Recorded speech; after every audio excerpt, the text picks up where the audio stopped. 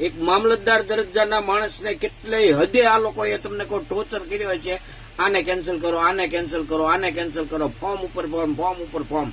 અંતે એને એવું થયું કે આ મને જીવવા નહીં દે ચૂંટણી પત્યા પછી, કે મને ક્યાંય સ્થાયી નહીં થવા દે, મારા દિવસો બહુ ખરાબ આવશે. એટલે બિચારો ટ્રેનમાં કપાઈને મરી ગયો. આ લોકોની પાર્ટીમાં ગુંડા અને બળાત્કારીઓ જ ભેગા થયા છે. હું તો ક્ષત્રિય સમાજને કહું છું, ઓરિજિનલ છાત્રત્વ તમારી અંદર જો વહેતું હોય ને તો આ ભાજપને એક પણ મત ન દેતા ને તમારી અસ્મિતાને યાદ કરજો. અને તમે એમ કહો છો સુરક્ષિત છે, નારી શક્તિ મહાન છે. ભાજપની સરકારની અંદર તમે ઉપયોગ કરો છો, નારીનો ગેર ઉપયોગ કરો છો. તમારા રાજમાં ભગવા લજવાય છે, ભગવા પહેરીને ધતિંગ કરે છે.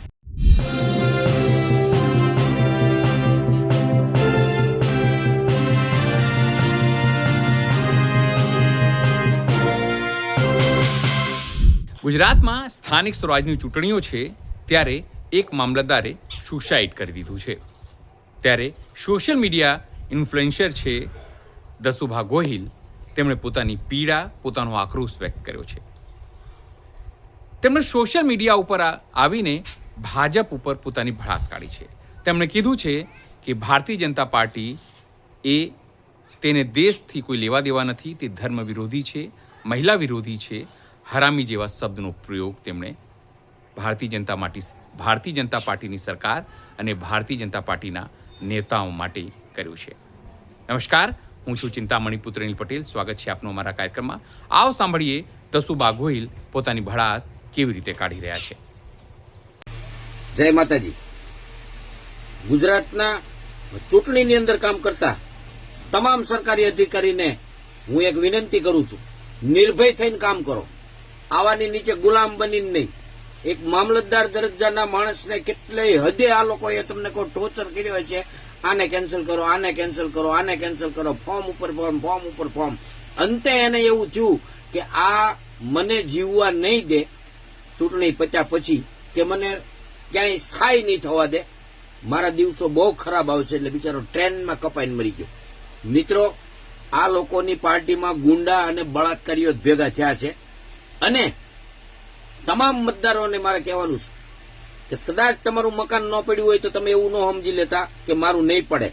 આ લોકો એને જરૂર પડશે અને એને સમય આવશે ને એટલે ગમે એના મકાન પાડી દે. તમે જોવો 40, 45 ડિગ્રીની અંદર આ હરામીઓએ તમારા મકાન પાડી દીધા ને તમને રોડ ઉપર રાખી દીધા હતા. તો એ ભૂલી ન જતા એ દિવસો. આ સમય છે, તમને મોકો આપ્યો છે કુદરતે, એટલે આ મોકાનો લાભ લઈને ચોકો મારજો, ચક્કો મારવા ન જતા. છક્કો મારવા જશો ને તો આ આવી થઈ જાય છે. આ એક પણ તમને કહું ધર્મ વિરોધી છે, આ એક પણ ધર્મનો ચાહક નથી, આ એક પણ કોમવાદ કરવા વાળા જ બધા ભેગા થયા છે. એક પણ દેશનો નાગરિક નથી, હિતેચ્છુ નથી. એટલે આ લોકોને હું તો ક્ષત્રિય સમાજને કહું છું, ઓરિજિનલ છાત્રત્વ તમારી અંદર જો વહેતું હોય ને તો આ ભાજપને એક પણ મત ન દેતા ને તમારી અસ્મિતાને યાદ કરજો. કેવા કેવા મિત્રો, તમે વિચાર કરો. આ લોકો એમ કે છે હિન્દુત્વની સરકાર છે, હિન્દુત્વની સરકાર છે. એટલે સુરતની અંદર હજી હમણાં 2 દી પહેલા તમને કહું, પેલી દીકરીને તમને કહું 2 વર્ષ સુધી તમને કહું પૂરી રાખી, અને તમે એમ કહો છો સુરક્ષિત છે, નારી શક્તિ મહાન છે. ભાજપની સરકારની અંદર તમે ઉપયોગ કરો છો, નારીનો ગેર ઉપયોગ કરો છો. તમારા રાજમાં ભગવા લજવાય છે, ભગવા પહેરીને ધતિંગ કરે છે. અને તમે ભલામણા યુપીમાં જો તમે હાઈવે માથે લઈ જતા હોય અમારી બેન દીકરીઓને, તો અહીંયા તમે ન લઈ જાઓ. હવે એ બાકી રહ્યું છે ગુજરાતમાં, બાકી કાંઈ રહ્યું નથી. એટલે આ જળ કઢીનાવને એક પણ મત ન દેતા મિત્રો. એક પણ નેતાની સંસ્કાર સારો નથી. આ માત્ર ને માત્ર એની ખુરચી માટે તમને મજબૂર કરશે અને કેટલાયને મારી નાખશે.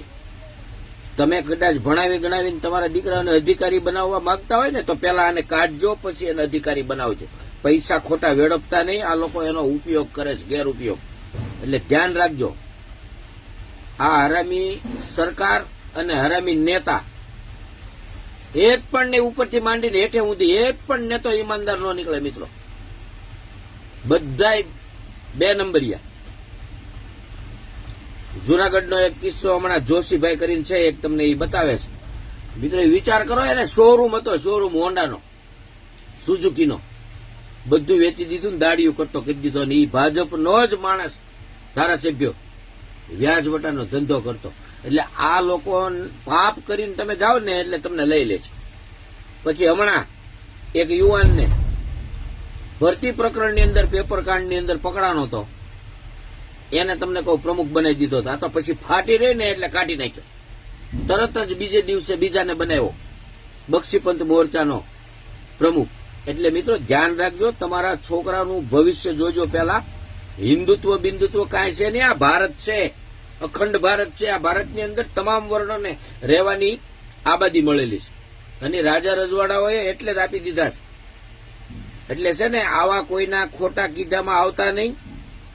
આ લોકોના જેટલા ધાર્મિક સંગઠનો છે ને એ બધા આની હાટું જ કામ કરે છે.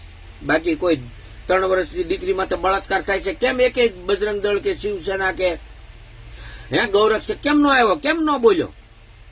હમણાં ઓલો ખડગે ગુજરાતમાં બધા અભણ છે એમ કીધું, ત્યાં તમારી લાગણી દુભાઈ ગઈ.